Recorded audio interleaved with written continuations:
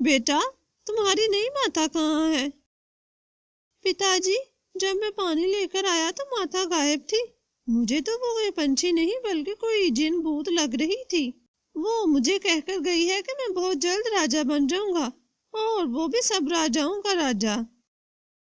راجا تو دیکھو، خواب میں راجا بننے میں کوئی دقت نہیں، بن جاؤ راجا بیٹا بن جاؤ۔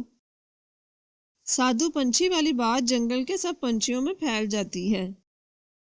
مٹھو راجا کو سادھو پنچھی ملنے آیا تھا، اس کا مطلب ہے کہ مٹھو کے راجا بننے کا وقت آ گیا ہے۔ سب پنچھی مٹھو کے راجا بننے پر بہت خوش تھے، لیکن کالو کو یہ بات ہضم نہیں ہو رہی تھی کہ سادھو مٹھو کے بیٹے کو راجا بننے کا سندیشہ دے کر گیا ہے۔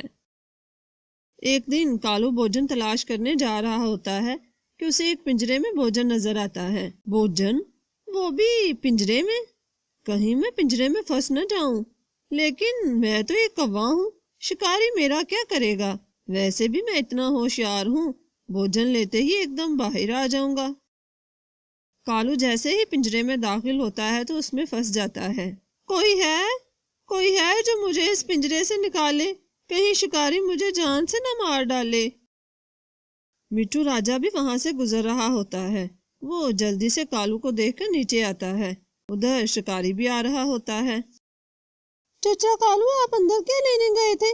آپ کو پتا بھی تھا کہ یہ پنجرا ہے؟ بیٹا نکالو جلدی سے، شکاری آ رہا ہے۔ میں راجا بننے میں تمہارا ساتھ دوں گا اگر تم مجھے شکاری سے بچا کر لے گئے۔ چچا آپ میرے ہوتے ہوئے چنتا نہ کرو۔ مٹھو راجا اپنی مضبوط چونچ سے پنجرے کو پکڑ کر اٹھ جاتا ہے اور شکاری دیکھتا ہی رہ جاتا ہے۔ اتنا طاقتور پنچھی میں نے آج تک نہیں دیکھا۔ میرا پنجرا بھی لے گیا۔ آج کے بعد پنجرے کو رسی باندھ کر رکھوں گا۔ ادھر سونو نے کچھ پنچھیوں کو بلایا ہوتا ہے، وہ مٹھو کو راجا بنانے کے لیے مشورہ کر رہے ہوتے ہیں۔ کچھ ہی دیر بعد مٹھو راجا کالو کو پنجرے سمیت لے کر آ جاتا ہے۔ پھر پنچھی مل کر اسے پنجرے سے باہر نکالتے ہیں۔ کالو بھائی اچھا ہی ہوا آپ بھی آ گئے، سب مٹھو کو راجا بنانے کے لیے تیار ہیں، صرف آپ ہی رہ گئے تھے۔ کالو اب انکار بھی نہیں کر سکتا تھا، کیونکہ ابھی تو اس کی جان مٹھو راجا کی وجہ سے بچی تھی۔